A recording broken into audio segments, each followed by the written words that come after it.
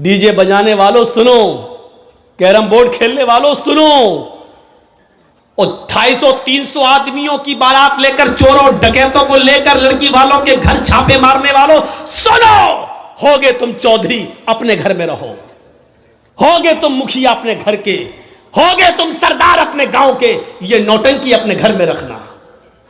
होंगे तुम एमएलए, होंगे तुम एमपी, हमारी नजर में ये सब नौटंकियां अपने घरों में रखना। हम यहां तुम्हारी नौटंकी सुनने नहीं आए, यहां हम इस्लाम सुनाने आए हैं, और इसमें मौलवी जर्जीस भी लपेटे में आ सकता है, मौलवी भी लपेटे में आते हैं। इस्लाम वो मजहब है जो किसी को नहीं छोड़ता। तब्बत यदा अबी लहब, अरे नबी के चचा को नहीं छोड़ा तो हम और आप क्या है? जो गलत है वो गलत है, जो भी हो। अभी कोई लड़का किसी लड़की को लेके भाग जाए, पंचायत बैठ जाएगी, सरदार जी आएंगे पंचायत करने के लिए, और दोनों तरफ की बातें सुन के क्या कहेंगे? सब 8 दिन के बाद लड़की को लेके आया तुम्हारा लड़का, चल 2 लाख रुपए लड़के वाला लड़की को देगा। होता कि नहीं होता फैसला? ऐसा फैसला करने वाले सरदारों, कयामत के दिन अपनी गर्दन अल्लाह के अजाब में डाल चुके हो तुम।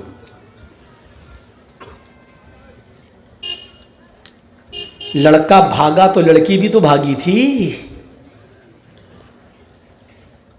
फैसला करते हो लड़का देगा पैसा, लड़के का बाप देगा पैसा लड़की के बाप को।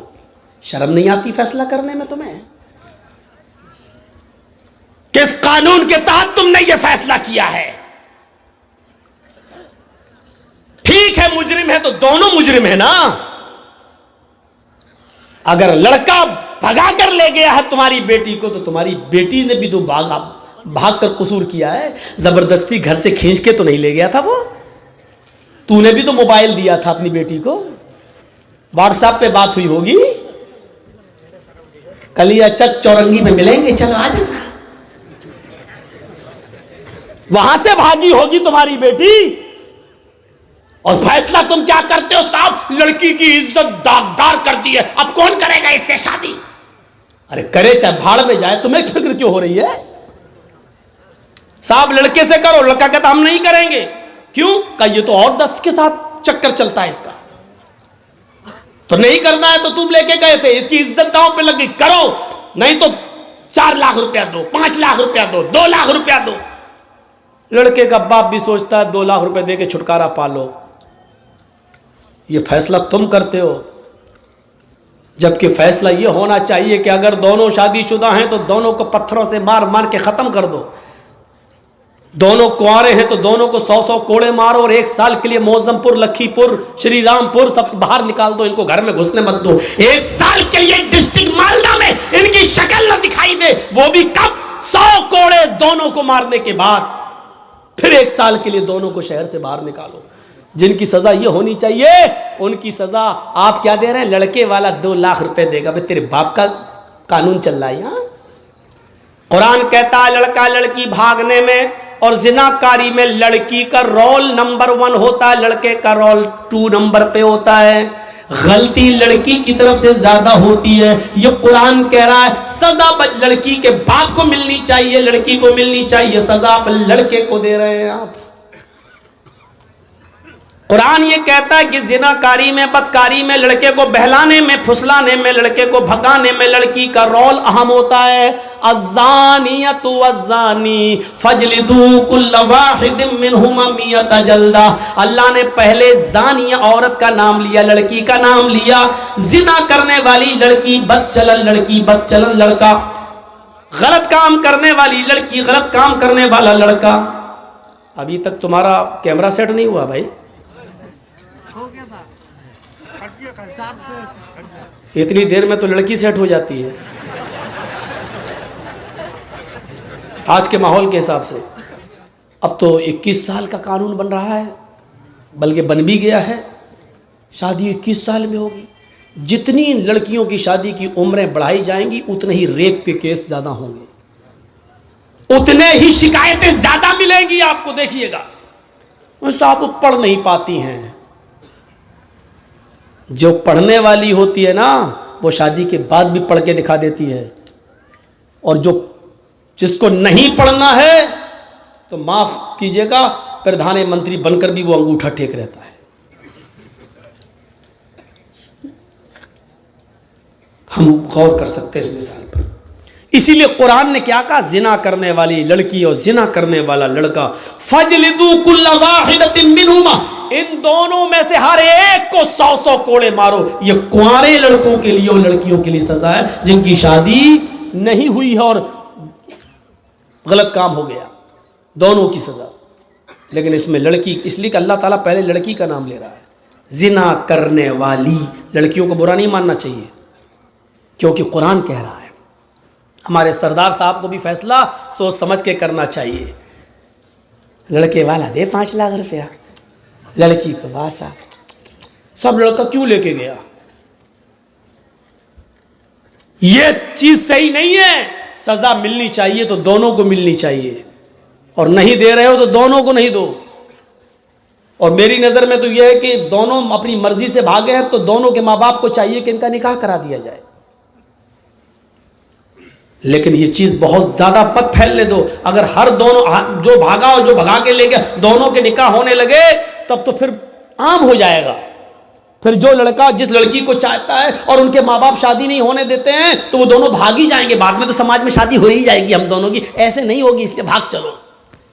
इसलिए इस चीज पर बहुत गौर करने की जरूरत है कि ये कैसे रुकेगा।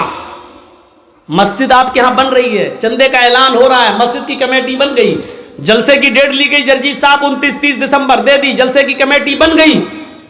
इन लड़कियों पर कैसे नकेल कसे, गरीब लड़कियां बैठी हुई इनकी शादी कैसे हो, जहेज कैसे रोके, इस पर भी कमेटी बननी चाहिए आपकी और हमारी। 400 आदमियों की बारात गई, डीजे बजे, लड़के ने सेहरा बांध लिया हाथी की सूंड की तरह लटकाए,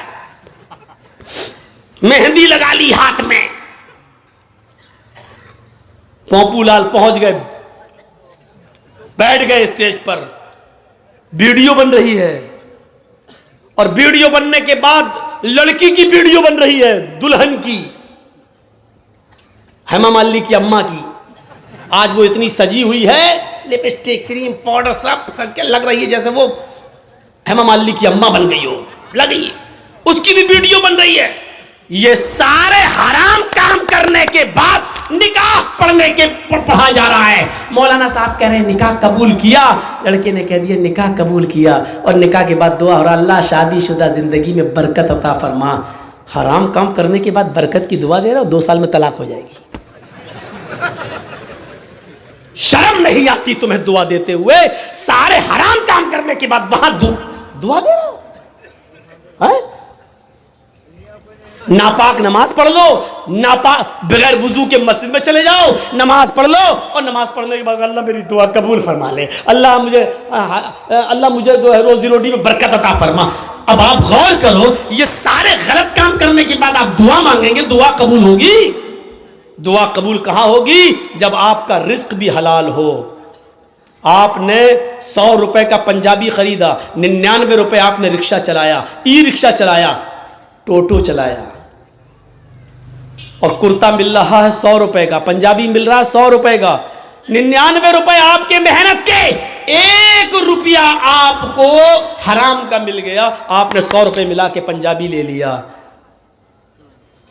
आपने वुजू भी बनाया, आपने गुस्ल भी किया, आपने नमाज भी पढ़ी, आप दुआ भी मांग रहे हैं, लेकिन अल्लाह के नबी फरमाते हैं कि जब तक वो कुर्ता तेरे जिस्म पर रहेगा, रब्बे काबा की कसम, उस जात की कसम जिसके कब्जे में मेरी जान है, अल्लाह के नबी कहते हैं 1 रुकू कबूल नहीं, 1 कयाम कबूल नहीं, 1 सजदा कबूल नहीं। 99 रुपए हलाल के, 1 रुपया हराम का, 99 रुपए कड़ी मेहनत के पसीना बहाकर कमाया, 1 रुपया हराम का मिला दिया है, जब तक वो कपड़ा तुम्हारे जिस्म पर रहेगा नमाज कबूल नहीं होगी। अब नमाज के बाद कहो अल्लाह मुझे ये दे दे, मुझे ये दे दे, मुझे ये दे दे। ऊपर से आवाज आती है व मतअमुहु हराम व मशरबुहु हराम व मलबसुहु हराम व गुज़िया बिल हराम। आए फरिश्तों, मेरा बंदा देखो क्या क्या चीजें मांग रहा है, मैं भी चाहता हूं कि दूं, लेकिन कैसे दूं? ये जो खाकर आया वो हराम का, जो पीकर आया वो हराम का, जो पहनकर आया वो हराम का, इसके जिस्म में जो खून दौड़ रहा है वो हराम का। फअन्ना युस्तजाबु लिज़ालिक। हम अपने बंदे की दुआ सुने तो कहां से सुने? 99 रुपीस हलाल के, मेहनत के, और उसके बाद 1 रुपया हराम का। जब ऐसा करने के बाद भी दुआ कबूल नहीं हो रही है तो हमारी शादियों में डीजे और ये सब और उबटने, हल्दी, मेहंदी सब करने के बाद और वीडियो बनाने के बाद लड़का और लड़की को फिर कहो अल्लाह शादी में बरकत अता फरमाए, ये दुआ कबूल होगी? मजाक बना के रख लिया आपने दुआओं का, मजाक बना के रख लिया आपने इस्लाम की तालीमात का। जितना मुसलमानों ने, इस दौर के मुसलमानों ने इस्लाम का मजाक उड़ाया, अल्लाह की कसम गैर मुस्लिमों ने भी इतना इस्लाम का मजाक नहीं उड़ाया जितना मुसलमानों ने इस्लाम का मजाक उड़ाया। जब चाहे तब खड़े हो गए, अल्लाह ये कर दे, अल्लाह वो कर दे, अल्लाह वो कर दे। अरे पहले देख तो उसकी हैसियत क्या है, पहले देख तो। अल्लाह के नबी के पास जो आता था आप उसके लिए दुआ, हिदायत की दुआ कर देते थे। पहले कुछ नसीहतें करते थे, जाओ पहले ऐसे करो। हम कहां हैं? मजाक बना लिया। मौलाना साहब दुआओं में याद रखना। अरे एक दुआ हो, मौलवी जर्जिस तुझे दुआओं में याद रखे कि अपने बेटे की दुनिया दीन देखे, अपनी औलाद का देखे, अपने रिश्तेदारों का देखे। एक फैशन बना लिया, दुआओं में याद रखना। मौलाना दुआ करना मेरे लिए। तू हराम पे हराम खाता जाए, मौलवी जर्जिस तेरे लिए दुआ करे। अरे तू खुद हलाल रोजी खाना शुरू कर। अल्लाह की कसम, अल्लाह खुद कहता है मेरे बंदे मुझ पर वैसा भरोसा कर जैसे करना चाहिए, हम तुझे वैसे रोजी देंगे जैसे चिड़िया भूखे पेट घोंसलों से निकलती हैं और शाम को जब वापस आती है तो उनका पेट भरा हुआ होता है। समंदर में एक व्हील मछली रहती है जो 40 टन गोश्त खाती है, 40 टन एक दिन में। अल्लाह कहता हम अब उस मछली को भूखा नहीं सोने देते। 2 रोटी खाने वाले, तू क्यों परेशान है? हम तुझे भूखा नहीं सुनाएंगे। तू क्यों इस 2 रोटी के लिए किसी का हक मार रहा है? तू क्यों इस 2 रोटी के लिए किसी के ऊपर जुल्म कर रहा है? तू क्यों इस 2 रोटी को कमाने के लिए नाजायज माल हासिल कर रहा है? क्यों ऐसा कर रहा है तू? मेरे बंदे, मैंने तुझे पैदा किया है दुनिया में तो मैं तेरा ख्याल रखूंगा। मैं तो वो हूं जो काले रंग की काली चूंटी जब काले पहाड़ पे चलती है तो मैं उसको भी रिस्क देता हूं। समंदर की तारीकी में कोई मछली भूखी नहीं सोने देता हूं। तू क्यों परेशान है? तू मुझ पर भरोसा तो कर। ईमान नहीं हमारे पास। कहां चला गया हमारा ईमान? मैंने बताया ना, ईमान की सबसे बड़ी खूबी क्या है? उसके अंदर ताकत आ जाती है। उसको अल्लाह के सिवा कुछ नहीं दिखाई देता। नहीं यकीन आता है? 50 बार सुना होगा, मेरे मुंह से भी सुन लो। इब्राहिम अलैहिस्सलातु वस्सलाम को अल्लाह ने एक बेटा दिया, पहला बेटा इस्माइल, हाजरा के पेट से। हुक्म होता है आए इब्राहिम अपनी बीवी और बेटे को बियाबान जंगल में छोड़कर चले आओ। और सुनो, हम सोच बेचारी चाचा बैठे हैं, उसको देखो वो जा रहा उठ के। जाने दो अभी ये लोग निकल जाए तो अभी अच्छा है। लगता है शुगर पेशेंट है शायद। सुनिए अब लोग वो भी सोच रहे होंगे जब ड्राइवर ही चला गया तो हमको जाने में क्या है। होता है कि जब जलसे का सदर जो होता है प्रेसिडेंट, वो ड्राइवर होता है। जब वही पूरा जलसा चलाता है, जब ड्राइवर ही चला गया तो पैसेंजर तो अपने आप उतर जाएंगे। कहीं ढाबे पे जब बस रुकती है, ड्राइवर और कंडक्टर जब चाय पीने के लिए उतरते हैं तो पैसेंजर भी उतर जाते हैं। मेरे भैया इस वक्त हम चला रहे हैं गाड़ी, हमारा ख्याल रखो ना गाड़ी भिड़ जाएगी। तो इंसानी ज़रूरियात हैं, हो जाती हैं, लेकिन जो को ज़्यादा ज़रूरत लगती है वो पीछे बैठा करें। इब्राहिम अलैहिस्सलाम को हुक्म होता है जाओ और बियाबान जंगल में छोड़ दो। मेरी माँ बहनों सुनो, हम माँ बहनों कहते हैं, बहनों भाइयों नहीं। बहनों भाइयों वाले और दूसरे लोग हैं। थोड़ा सा तो फ़र्क होना चाहिए ना, डिफरेंट होना चाहिए, वरना लोग कहेंगे उनमें इनमें फ़र्क क्या रह गया है। बहुत फ़र्क है, ज़मीन व आसमान का फ़र्क है। इब्राहिम अलैहिस्सलाम को हुक्म होता और वो अपनी बीवी को मैदान मिना में छोड़ देते हैं। सोचिए तो सही, जिन लोगों ने हज किया है इस वक्त उनकी नजरें उस जगह पर होंगी, और जिन्होंने नहीं किया है वो जरा आओ मैं तुम्हारे सामने ऐसा नक्शा खींचूं, तुम्हें भी लगे कि हाँ जरजीत साहब जो नक्शा खींच रहे हैं गोया कि मैं उसी मक्के में हूं। जिस जगह पर इब्राहिम अलैहिस्सलाम ने अपनी बीवी हाजरा को छोड़ा उस वक्त उनके पास थोड़ा सा सत्तू था, 1 दिन का या 2 दिन का पानी था बस। ऐसी जगह पे छोड़ा जहां बड़े बड़े दरख्त थे, पेड़ थे, ट्रीज थी बहुत ज्यादा, लेकिन उन दरख्तों पर कोई चिड़िया नहीं बैठी थी, कोई परिंदा नहीं बैठा था। चिड़िया भी ऐसी जगह पर घोंसले बनाती है जहां आसपास उनको पानी मिल जाए, लेकिन वहां तो आसपास कहीं पानी ही नहीं, इसलिए चिड़ियों ने, कौओं ने, कबूतरों ने घोंसले भी नहीं बनाए। पानी नहीं था दूर दूर तक। ठंडा हो गया हो तो दो, नहीं तो अब तो आवाज सही हो गई, लेकिन थोड़ा पीते रहेंगे तो अच्छा। कल भी बहुत दूर प्रोग्राम है, अलीपुर द्वार, न्यू अलीपुर द्वार, काफी दूर है तो निकलना भी है। तो सुनिए मेरे भाइयों, लेकिन है बंगाल ही में। तो ऐसी जगह पर छोड़ा अपनी बीवी को। अब बीवी को क्या मालूम था?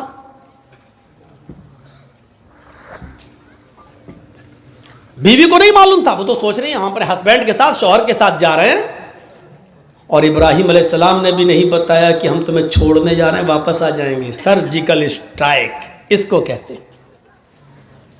ये कोई सर्जिकल स्ट्राइक है? रात की रात में जब चाह बंद कर दिया, नोट नहीं चलेगा 2000 का, ये तो पागलपन है।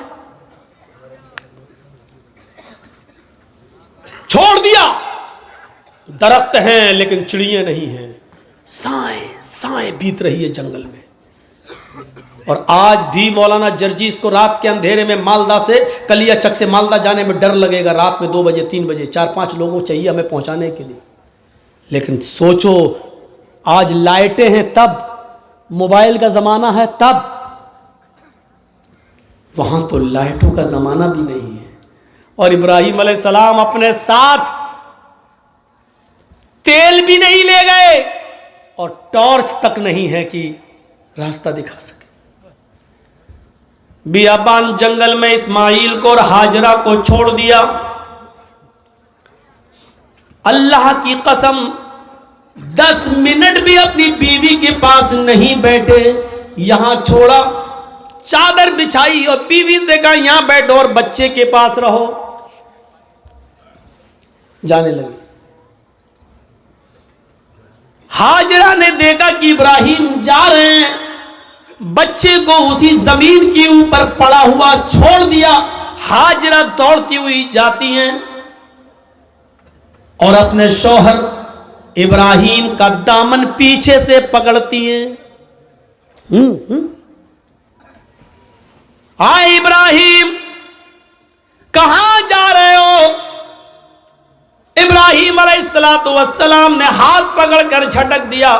अपनी बीवी के सवाल का कोई जवाब नहीं दिया।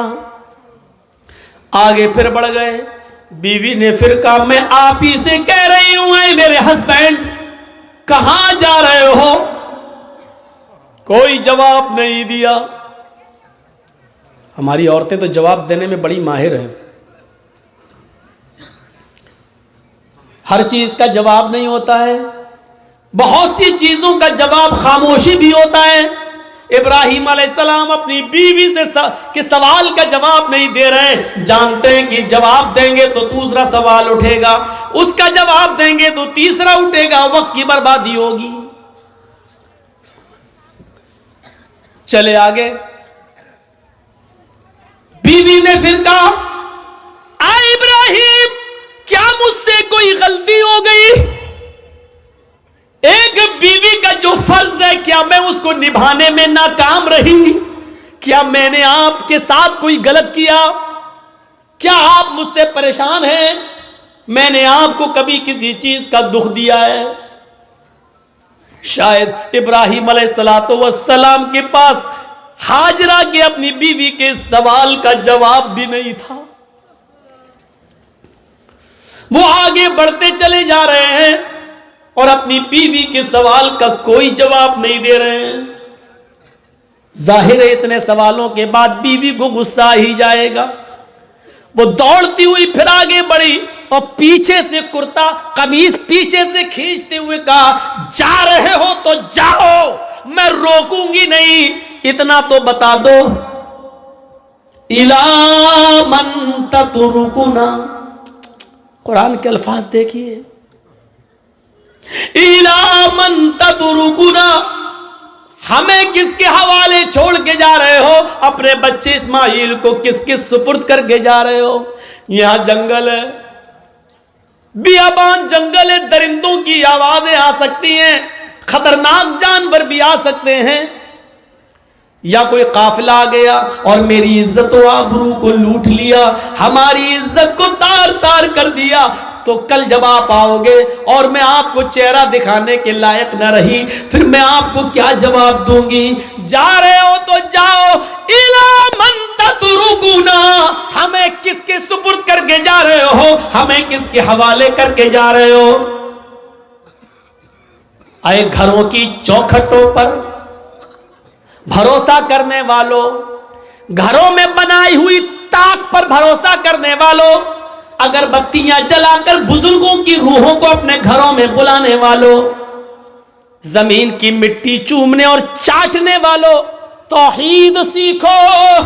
बीवी ने कहा, इला मन ततरुकुना, हमें किसके सुपुर्द करके जा रहे हो? हमें किसके हवाले करके जा रहे हो? आवाज आती है। यहां इब्राहिम ने अपनी बीवी के सवाल का, इस क्वेश्चन का जवाब, इसका आंसर दिया और इसको जरूरी समझा। इब्राहिम ने पीछे मुड़ के नहीं देखा, लेकिन अपनी बीवी के सवाल का कि मुझे किसके सुपुर्द करके जा रहे हो, मुझे किसके हवाले करके जा रहे हो, इसका जवाब दिया उंगली से इशारा करके, इल्लल्लाह। आए मेरी बीवी, मैंने तुझे और तेरे बच्चे को, अपने बच्चे को इस्माइल को अल्लाह के सुपुर्द कर दिया है, अल्लाह के हवाले कर दिया है, अल्लाह के हुक्म से मैंने यहां छोड़ दिया है। अब अल्लाह जहां हुक्म देगा मैं जा रहा हूं। कब आओगी पता नहीं, एक दिन भी लग सकता है, एक हफ्ता भी लग सकता है, एक महीना भी लग सकता है, एक साल भी लग सकता है, 10 सालें भी लग सकती है, यह भी हो सकता है कि ना सकूं। कोई जवाब नहीं, किसके सुपुर्द? इसका जवाब दिया अल्लाह के। बस अब हाजरा मुस्कुरा देती है, जानती थी ईमान क्या है। देखिए, जो खौफ था कि शेर ना खा जाए, जो खौफ था इस जंगल में कोई आकर मेरी इज्जत व आबरू न लूट ले, जब हाजरा ने सुना, मेरे शौहर ने कहा अल्लाह के, ईमान देखिए, दामन छोड़ देती है, ताकत आ जाती है ईमान की हाजरा के अंदर, और क्या कहती हैं, अब आप जाइए, अब आप जाइए। इब्राहिम ने पीछे मुड़ के नहीं देखा, चले चले जा रहे, पीछे मुड़ के देखेंगे बच्चा अंगूठा चूस रहा है, पैर हिला रहा है, कहीं बच्चे की मोहब्बत मेरे दिल में जोश ना मार जाए, कहीं हम फिर अपने बच्चे के पास लौट के ना आ जाए, कहीं अल्लाह के हुक्म की नाफरमानी ना हो जाए। पीछे मुड़ के नहीं देख रहे, ईमान कुर्बानियां मांगता है। तुम डीजे की कुर्बानी नहीं दे सकते हो, नाम है इकरामुद्दीन, नाम है तजम्मुल, नाम है तुफैल अहमद, नाम है मोहम्मद जर्जीस, नाम है मोहम्मद फला। पूछो कुर्बानी क्या दी है? कुछ नहीं, ली और है दूसरों की, दी कुछ। अब जाओ, छोड़ दिया। जब इब्राहिम 10 कदम आगे बढ़ गए, तब बीवी ने कहा आप मेरी फिक्र मत करना, इस बच्चे की फिक्र मत करना। इब्राहिम अपने काम में मन लगाना। अल्लाह तुम्हें जिस काम के लिए भेज रहा है उस काम को दिलो जान से करना, मेरी फिक्र मत करना, मेरी तरफ दिमाग मत लगाना, इस बच्चे के बारे में मत सोचना। आए मेरे हस्बैंड, आपने मुझे अल्लाह के सुपुर्द कर दिया है, मैं आपसे वादा करती हूं, इज़न ला युज़ीउन अल्लाहु अबदा, अल्लाह अब हमको ज़ाये नहीं करेगा, अल्लाह अब हमको बर्बाद नहीं करेगा। क्या तवक्कुल था, क्या भरोसा था, क्या बिलीव था अल्लाह की ज़ात पर। अब आपको जहाँ जाना हो जाइए, अल्लाह अब हमको ज़ाये नहीं करेगा, अल्लाह हमको अब बर्बाद नहीं करेगा, अल्लाह हमको अब रुसवा नहीं होने देगा। अब आप अपना काम मन लगा के करना, अल्लाह का काम मन लगा के करना, उसमें कोताही मत होने देना। यहां हम संभाल लेंगे, हम देख लेंगे। एक बीवी ने अपने शौहर की ऐसे हिम्मत बनाई और उनके काम में ताउन किया और रुकावट नहीं बनी, दीन के लिए जाने दिया।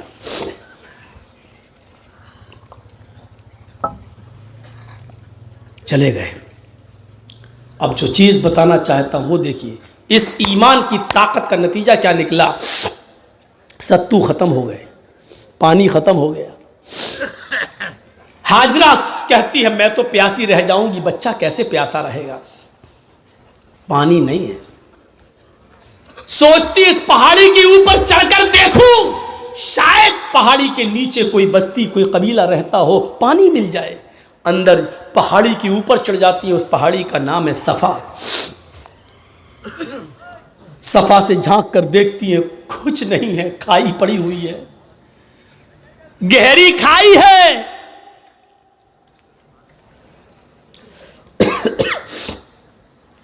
मरवा की तरफ जा रही है, पहाड़ी से उतरती है, चलती है, कहीं तेज चलती है, कहीं आहिस्ता चलती है, कहीं सीना तान कर ऐसे चलती है, कहीं फिर आहिस्ता चलती है।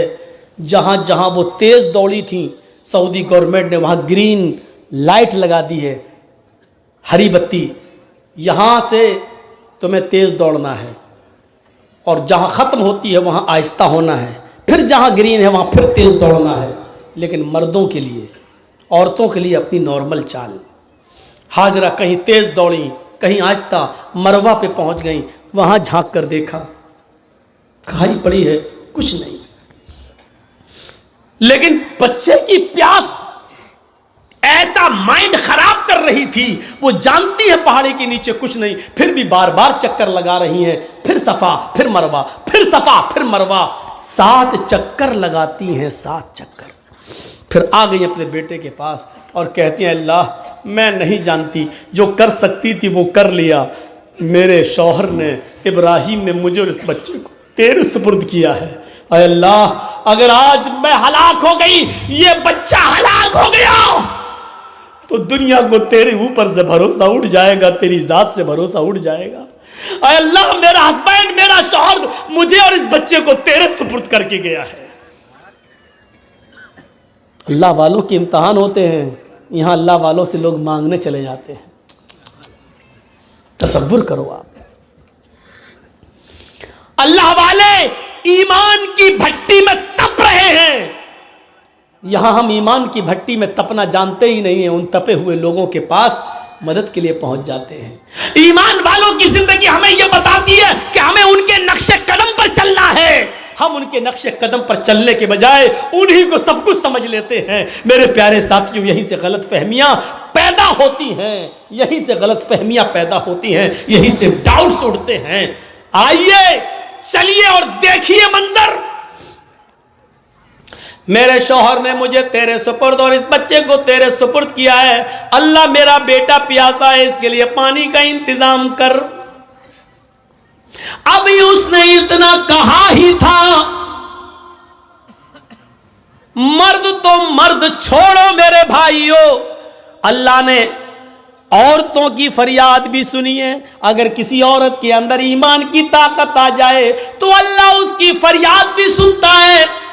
ईमान औरत के अंदर हाजरा की दुआ रंग लाई। अल्लाह ने कहा जिब्रील क्या देख रहे हो, मेरी बंदी की अगर मैं मदद नहीं करूं, इस्माइल को अगर आज मैं पानी ना पिलाऊं, तो मेरे अलावा कौन है जो मेरी बंदी की फरियाद सुनेगा। जाओ, आए जिब्रील, जमीन पर जाओ, जहां मेरा बंदा इस्माइल अपनी एड़ियां रगड़ रहा है, जहां उसके पैरों की एड़ियां जमीन पर रगड़ खा रही हैं, उसी जगह पर तुम अपना पर मारो और मेरी कुदरत का करिश्मा देखो।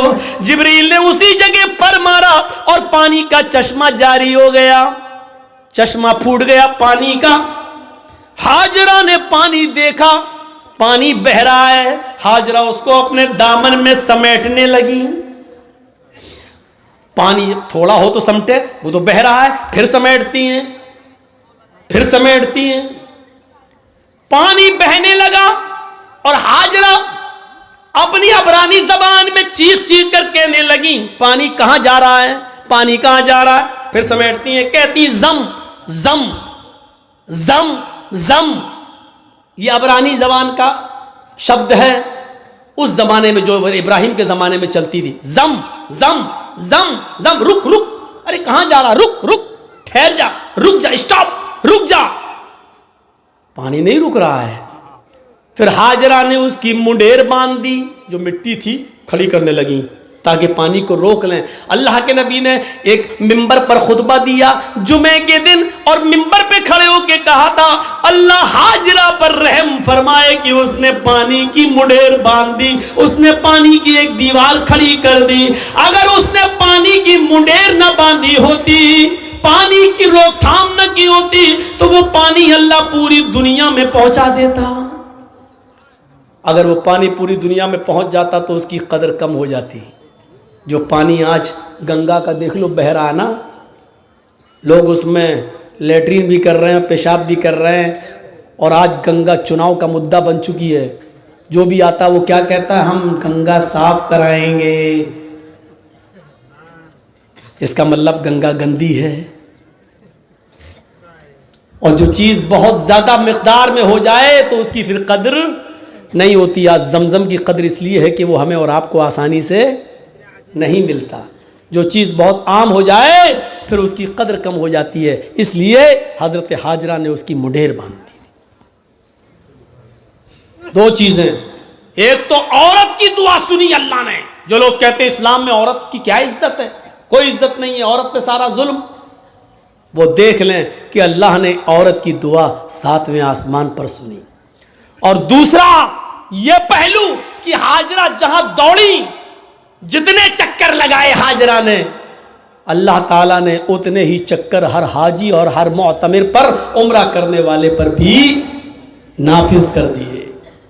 और इतना ही नहीं, हाजरा जहां दौड़ी तेज, वहां तुम्हें भी तेज दौड़ना है, जहां आहिस्ता दौड़ी वहां तुम्हें भी आहिस्ता दौड़ना है। इससे बड़ी एक औरत की इज्जत क्या हो सकती है इस्लाम के अंदर, जो है कि जहां हाजरा तेज दौड़ी और जहां हाजरा आहिस्ता दौड़ी, कयामत तक पैदा होने वाले हर मुसलमान पर यह फर्ज कर दिया कि जब तक मेरी बंदी की सुन्नत को तुम जिंदा नहीं करोगे, हम तुम्हारा हज कबूल नहीं करेंगे।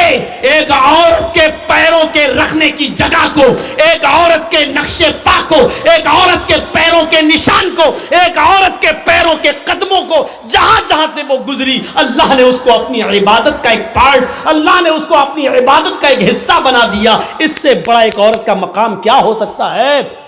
वो लोग हमें जवाब दें जो कहते हैं कि औरतों पर इस्लाम ने जुल्म किया है।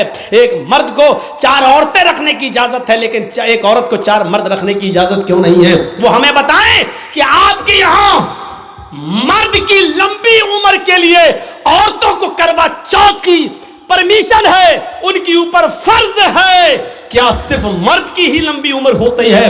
क्या औरत की लंबी उम्र के लिए मर्द करवा चौथ का रोजा क्यों नहीं रख सकता है? आपके यहां सिर्फ औरत ही मर्द की लंबी उम्र की दुआ कर सकती है, करवा चौथ का व्रत रखकर। लेकिन मर्द औरत की लंबी उम्र की दुआ नहीं कर सकता है। क्या मतलब हुआ? मर्द जिए 200 साल, औरत मर जाए 25 साल में। सवाल हमारे पास भी हैं, लेकिन नहीं कह सकते हैं। सही वक्त पर सही बात कहना चाहिए। कभी कभी सही बात सही वक्त पर नहीं कही जाती है।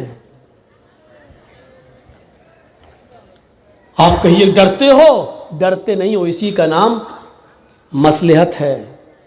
वरना आज ये ज़माना है मेरे भाइयों कि आप सही भी बोलेंगे तो अंदर आप जाएंगे। मौलाना कलीमुद्दीन की जो गिरफ्तारी हुई है, क्या गुनाह था उनका? मुझे बताइए, क्या इस दुनिया के अंदर या इस मुल्क के अंदर क्या इस्लाम की दावत देना जुर्म है? क्या धर्म का प्रचार करना जुर्म है क्या? और क्या इस मुल्क के कानून में यह नहीं है कि कोई भी आदमी कोई भी मजहब कोई भी धर्म कबूल कर सकता है? जब हर आदमी को अपने मन के मुताबिक मजहब को कबूल करने की इजाजत है, तो आपने मौलाना कलीमुद्दीन को अरेस्ट क्यों किया? जब जितेंद्र नारायण त्यागी टीका लगा सकता है, हम मुसलमानों को उसके धर्म परिवर्तन पर कोई एतराज नहीं है, तो अगर कोई हिंदू मुसलमान हो रहा है तो आपको क्यों एतराज हो रहा है?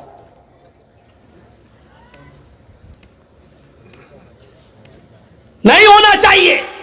लेकिन मामला यह है कि वो जो भी बोलेगा उसका कुछ नहीं होगा।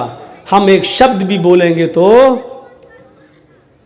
हम आह भी करते हैं तो हो जाते हैं बदनाम, और तुम कत्ल भी करते हो तो चर्चा नहीं होता।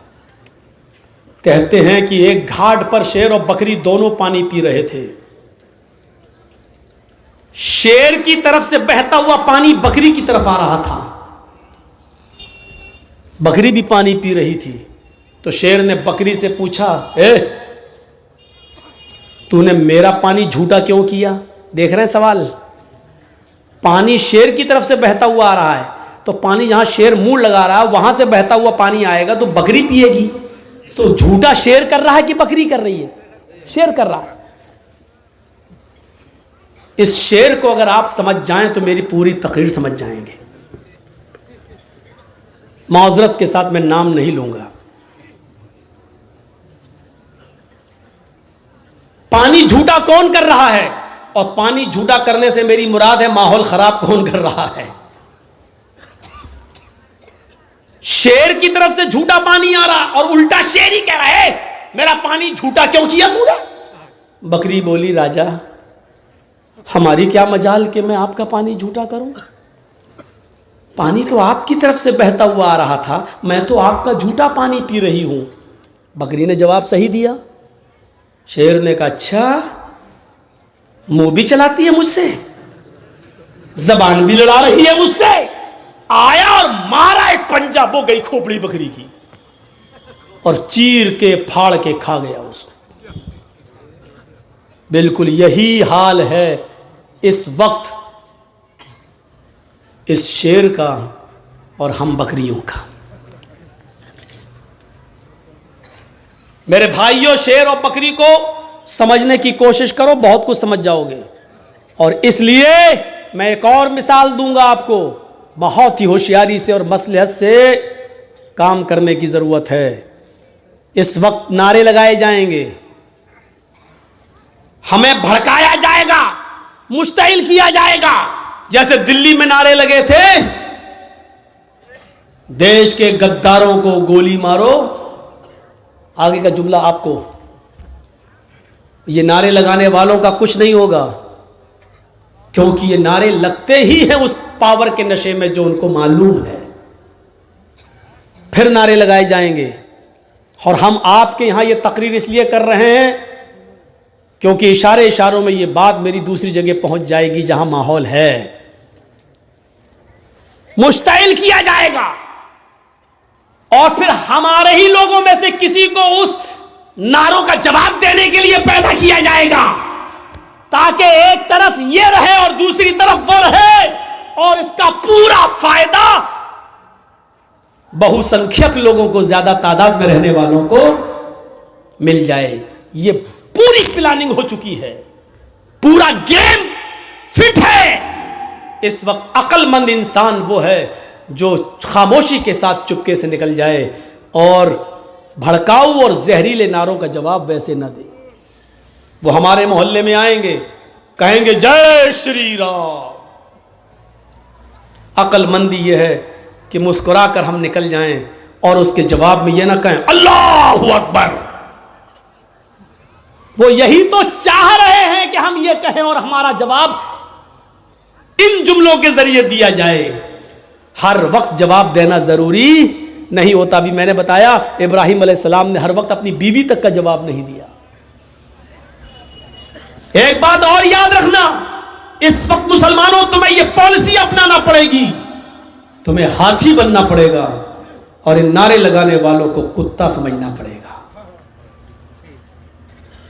और ये सोचकर गुजर जाओ कि हाथी खामोशी के साथ चलता रहता है और कुत्ते भौंकते रहते हैं। हाथी जा रहा है, कुत्ते भौंक रहे हैं, हाथी पलट के भी नहीं देखता, क्योंकि उसकी नजर अपनी मंजिल पर होती है। वो जानता है कि अगर पलट कर मैं देखूंगा तो कुत्ते तो भाग ही जाएंगे, लेकिन हमें अपनी मंजिल पर पहुंचने में देर हो जाएगी। हमें अपनी मंजिल पर पहुंचने में देर हो जाएगी। 1000 कुत्ते भी मिलकर एक हाथी का रास्ता रोक नहीं पाते।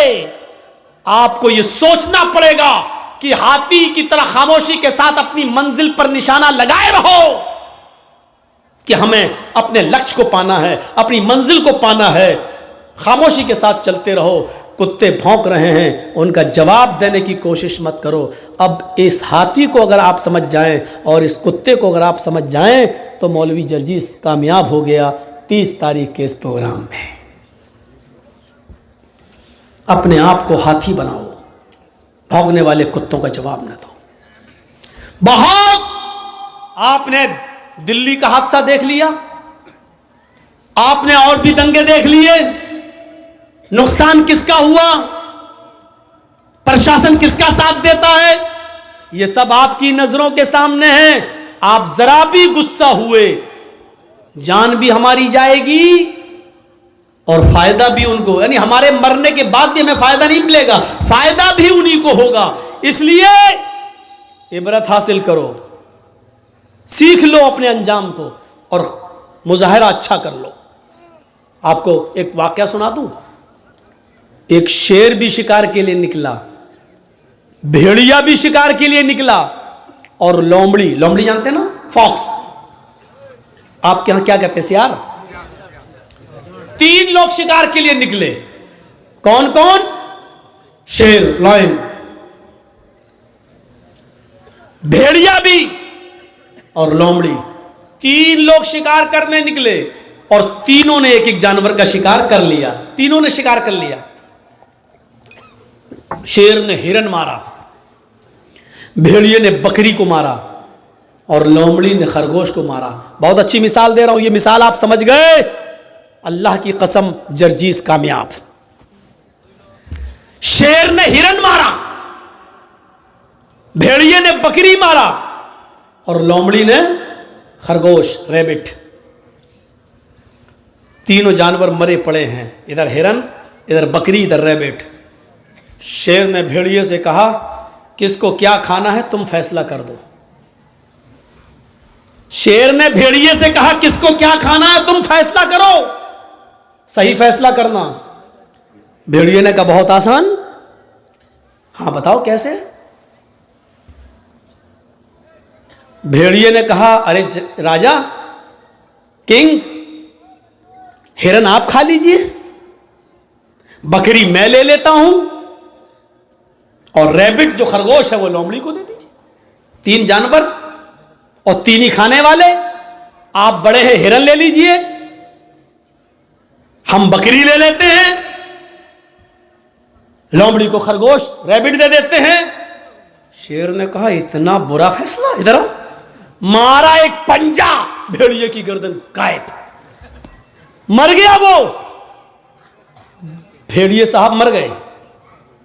उसने कहा कमबख्त फैसला करना नहीं जानता, इतना बुरा फैसला किया। लोमड़ी से कहा तुम फैसला करो। लोमड़ी से कहा कि तुम फैसला करो। लोमड़ी कहती बहुत आसान। कहा क्या? कहा साहब हिरन आप सुबह नाश्ते में खा लीजिए और बकरी आप शाम को खा लीजिए। अब बच्चा खरगोश तो मुंह का जायका बदलने के लिए उसको दोपहर में खा लीजिएगा। तीनों जानवर आपके, सुबह हिरन खा लीजिए, शाम को बकरी, और मुंह का टेस्ट बदलने के लिए खरगोश को दोपहर में। शेर ने कहा वाह वाह लोमड़ी, कितना अच्छा फैसला किया, इतना अच्छा फैसला करना तुझे किसने सिखाया? उसने कहा इस भेड़िए ने। कौन कहता कि बंगाल वाले नहीं समझते? माशाल्लाह समझ रहे हैं मेरी बात, समझ रहे हैं ना?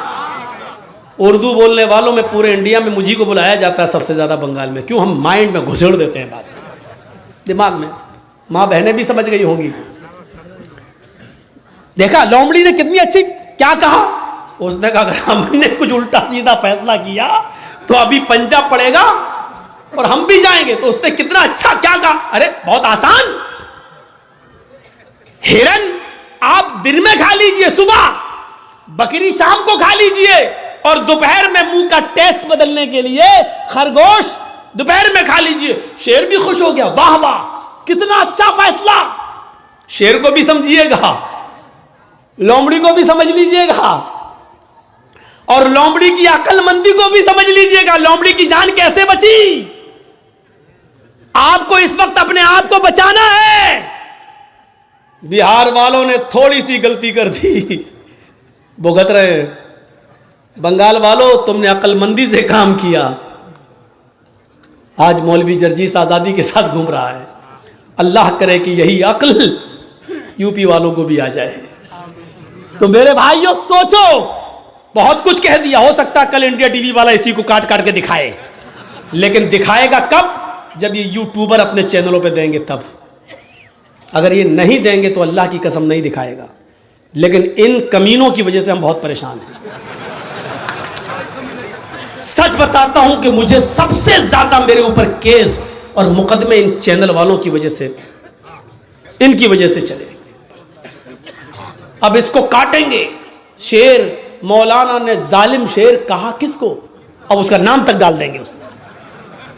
यह समझने की जरूरत है। लोमड़ी की मसलहत की तरह तुम भी समझो मसलहत किस में है, क्या देना है क्या नहीं देना है। अपना चैनल मत चलाओ वरना हराम रोजी खाओगे तुम। वो मालूम है, वो तो हम पढ़ते हैं, लिस्ट बन रही है हमारी, कौन कौन क्या क्या दे रहा है, कौन कौन दे रहा है। एक दिन सब तकरीरें निकलवा देंगे, सब कहां से निकलती हैं, कैसे निकलती हैं, वो पूरा हमको भी लोमड़ी से बहुत कुछ सीखने को मिल गया है। हमने भी बहुत कुछ सीख लिया है। जब तक कंट्रोल कर रहे हैं, जब कंट्रोल से बाहर हो जाएगा, सब्र का भी एक पैमाना होता है। हमारे सब्र का ज़्यादा फायदा ना उठाएं आप लोग। तो मेरे भाइयों सुनिए, फैसला भी कर दिया। और क्या कहा? सुबह ये, शाम को ये, और खरगोश बीच में। वाह वाह वाह वाह कितना अच्छा फैसला किया। फिर शेर क्या कहता है? लोमड़ी तुझे इतना अच्छा फैसला करता किसने सिखाया? उसने कहा भेड़िए ने। यानी भेड़िए ने ये फैसला न किया होता तो मुझे ये इबरत नहीं मिलती। तो आप एक देख रहे हैं ना, उसने पहले तो भेड़िए से कहा फैसला कर, तो भेड़िए ने हालांकि सही फैसला करा था। हिरन आपने मारा, हिरन आप खा लीजिए, बकरी मैंने मारी, मैं खा लेता हूं। लोमड़ी ने खरगोश मारा, लोमड़ी खरगोश खा लेगी। लेकिन सही फैसला भी बादशाह को कबूल नहीं हुआ, हजम नहीं हुआ। मारा पंजा, कितना खराब फैसला।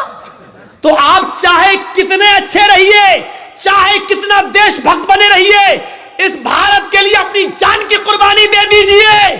अगर सरहद पर कोई मुसलमान मारा जाएगा तो यही कहा जाएगा कि देखो देश का गद्दार तो नहीं था। बादशाह यही कहेगा हमें देखना पड़ेगा क्या है, वरना इस दौर के अंदर नचनियों को और कमर मटकाने वालियों को पद्मश्री अवार्ड मिल जाता है।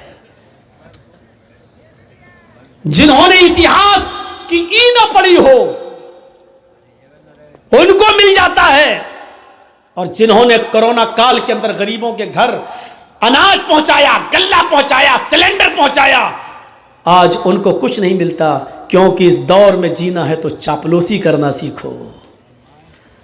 तो मेरे भाइयों, लोमड़ी की तरह अक्लमंद बनो। आप हालात देख रहे हो, उस हालात से जायजा लो और फिर अपने आप को बचाना है तो लोमड़ी की तरह फैसला करो। ठीक है, लगा लो नारे, आएगा कभी दौर हमारा भी, और कहो इंशाअल्लाह। इंशाअल्लाह, ये हमेशा नहीं रहता है। और राहत इंदौरी ने कहा था ना, आज तुम साहिबे मसनद हो, कल नहीं रहोगे। जो आज साहिबे मसनद हैं वो कल नहीं होंगे। किराएदार है, जाती मकान थोड़ी है।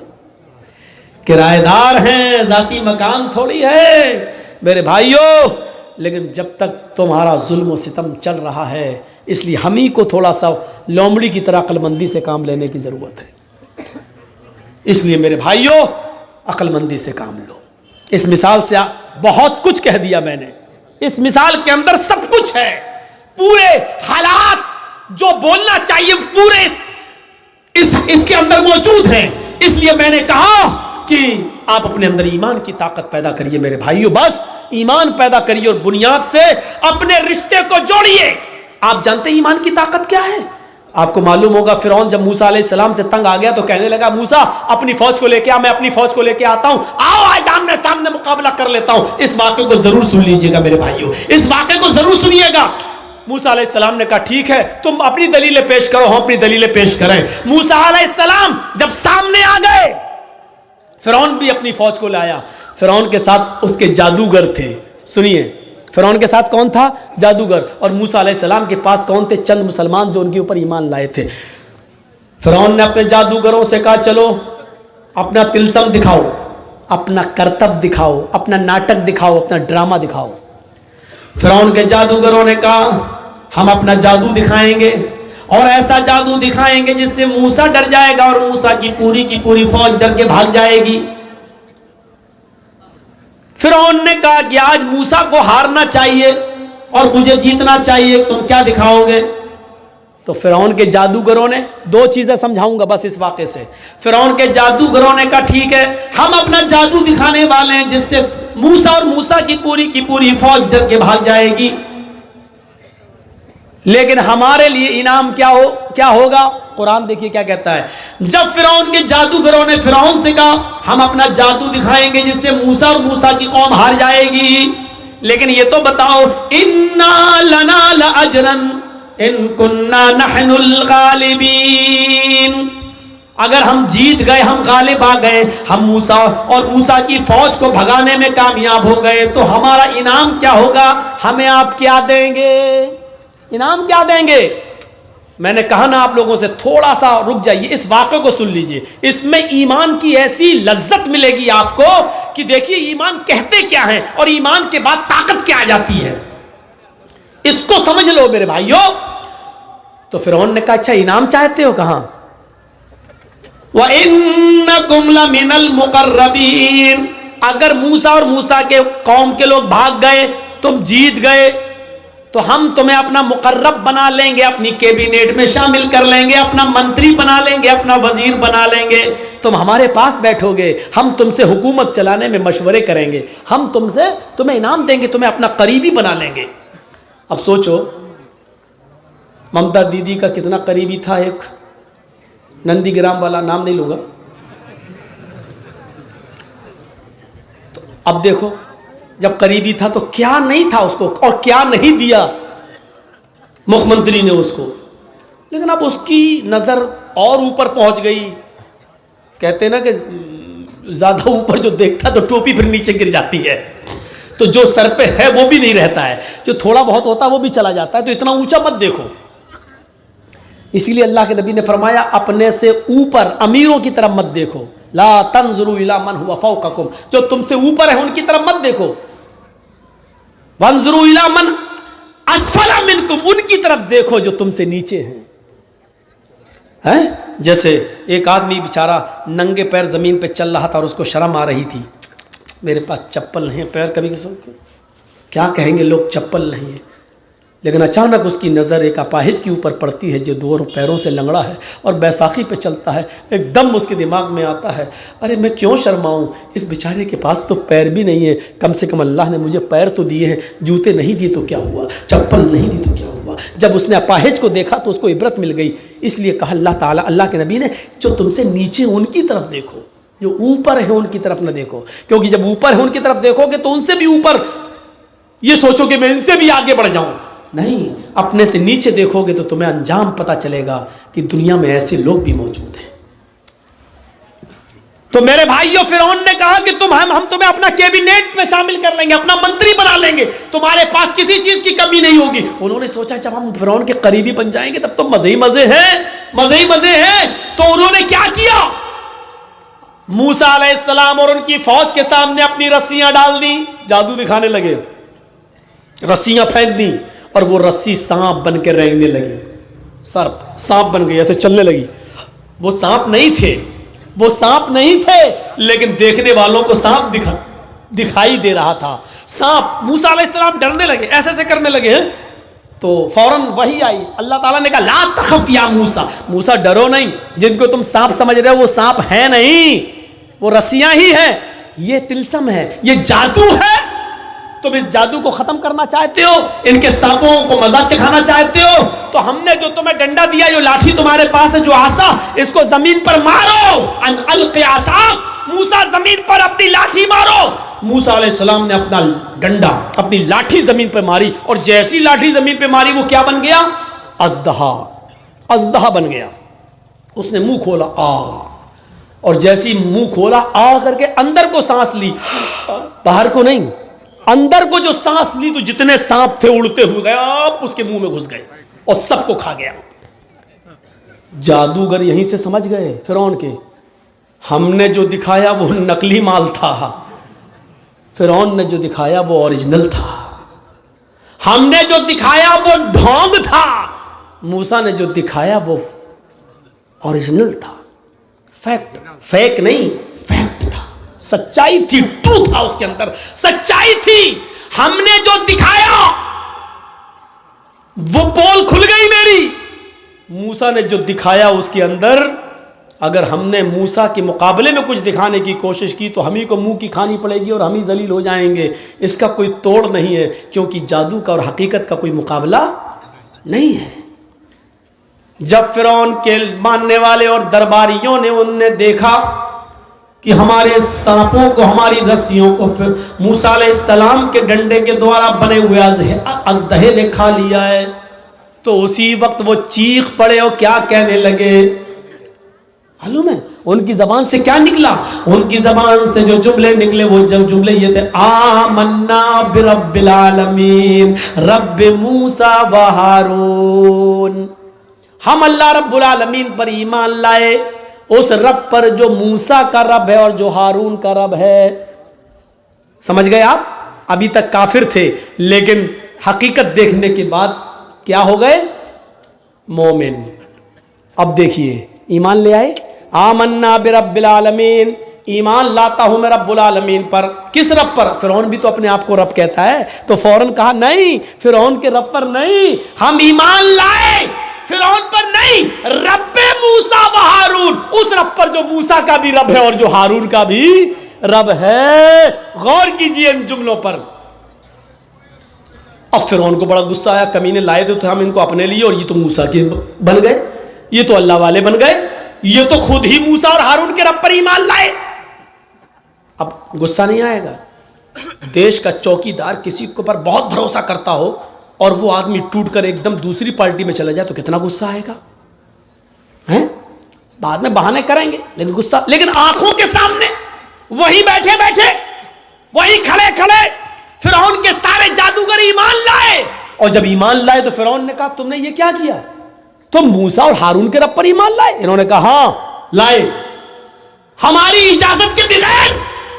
कहा हाँ आपकी इजाजत के बगैर। अब क्या जरूरत है आपकी इजाजत को, आपकी इजाजत की? जब हमने ओरिजिनलिटी देख ली, असलियत देख ली, सच्चाई देख ली, तो अब हमें क्या जरूरत है?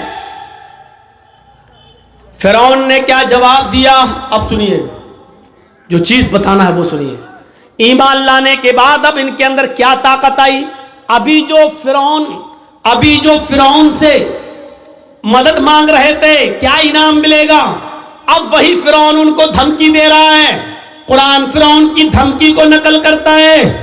आए जादूगरों, मेरे साथ आने वालों, मूसा के रब पर और हारून के रब पर ईमान लाने वाले मेरे जादूगरों, जल्दी से लौटकर मेरे खेमे में आ जाओ, मेरी टोली में आ जाओ, मेरी पास वापस आ जाओ।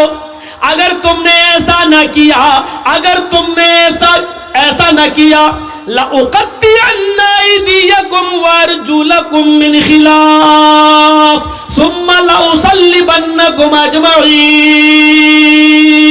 कुरान क्या कहता है? फिरौन धमकी देता है, अगर तुमने मूसा और हारून के रब को न छोड़ा, लउक़त्तिअन्ना अयदियकुम वअरजुलकुम मिन खिलाफ, अभी यही सबके सामने हम तुम्हारे हाथों को और पैरों को कटवा देंगे, हम उनके टुकड़े टुकड़े कर देंगे। मिन खिलाफ, मुखालिफ सिमतों से। मुखालिफ सिमत से मतलब समझ रहे हैं?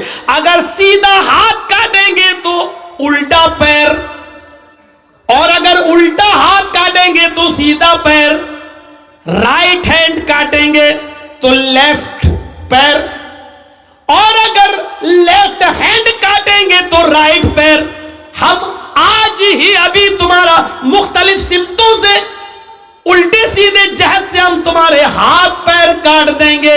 अल्फाज की ज्यादती माना की ज्यादती पर दलालत करती है। अरबी जबान में कता यक्ताओं के माना होते हैं काटना, और अरबी जबान में कत्ता युकत्तियों के माना होते हैं टुकड़े टुकड़े करना। फिरौन ने कहा, हम तुम्हारा हाथ पैर काटेंगे नहीं, लउक़त्तिअन्ना अयदियकुम वअरजुलकुम, हाथों के टुकड़े टुकड़े कर देंगे, पैरों के टुकड़े टुकड़े कर देंगे, यानी कीमा कीमा कर देंगे। हमारे यूपी में मिलता है कीमा, गोश्त के टुकड़े टुकड़े करके मार मार के महीन बारीक कर दिया जाता है। तो हम तुम्हारा कीमा कीमा कर देंगे, तुम्हारे हाथ को यानी उंगली काटेंगे, पोर काटेंगे, नाखून काटेंगे, कोहनी काटेंगे, कलाई काटेंगे, फिर हम तुम्हारा बाजू काटेंगे, टुकड़े टुकड़े कर देंगे, पैरों की एक उंगली काटेंगे, फिर दूसरी, फिर तीसरी, फिर चौथी, फिर पांचवी, फिर गड्ढा काटेंगे, पिटली काटेंगे, घुटना काटेंगे, रान काटेंगे।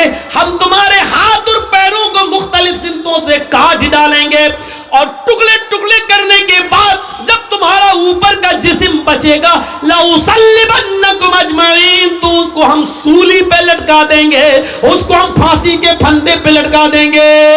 कितनी बड़ी धमकी थी, कितनी बड़ी धमकी। लेकिन चूंकि अब ईमान लाए, तो ईमान लाने के बाद जो ताकत इनके अंदर आ गई, तो अब डर पैदा नहीं हो रहा है, अब डर पैदा नहीं हो रहा। जो अभी ये कह रहे थे उसी मीटिंग में, उसी जगह पर, हमें इनाम क्या दोगे, हमें दौलत क्या मिलेगी, सोना कितना, चांदी कितनी, इन्ना लना लाजरन, हमें क्या इनाम दोगे। जो अभी तक सोना चांदी मांग रहे थे, जो अभी तक दौलत मांग रहे थे, लेकिन ईमान लाने के बाद दौलत को ठुकरा रहे हैं, और क्या कह रहे हैं? फिरौन ने कहा हाथ पैर कटवा देंगे। तो क्या कहा इन लोगों ने? अल्लाह की तरफ से वाज़े निशानी आ जाने के बाद लाठी का दहा बन गया, और उसने सब मेरे सांपों को निगल लिया। इतनी बड़ी निशानी देखने के बाद भी अब हम फिर जाएं, ऐसा नहीं हो सकता है। अब हम मूसा और हारून के रब को छोड़ दे फिरौन, ऐसा नहीं हो सकता है। फ़क़ज़ी मा अंत क़ाज़िन, आए फिरौन तुझे जो करना है कर।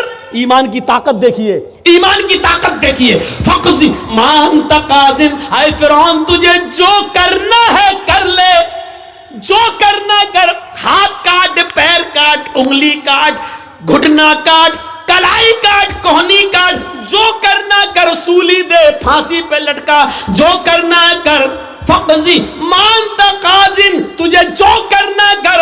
इन्नमा तक़ज़ी हाज़िहिल हयात दुनिया, आए फिरौन तू सिर्फ मुझे इस दुनिया में सजा दे सकता है, इस दुनिया में मौत के घाट उतार सकता है, लेकिन आखिरत में तू मेरा मालिक नहीं है, आखिरत में तू मुझे सजा नहीं दे सकता है। इस पूरे वाक़े को बताने का मकसद सिर्फ ये है कि आपको ये बता दिया जाए कि ईमान लाने के बाद फिर न फिरौन और फिरौन के लश्कर की ताकत भी कुछ नहीं रखती है। आदमी ईमान की ताकत जब उसके अंदर आ जाती है तो फिर वो ये समझता है कि अल्लाह हमारे साथ है, सारी दुनिया हमारे खिलाफ हो या ना हो। ये ईमान की ताकत है। क्या हमारे और आपके पास ऐसा ईमान है? हम क्यों अपने आप को मोमिन समझ रहे हैं?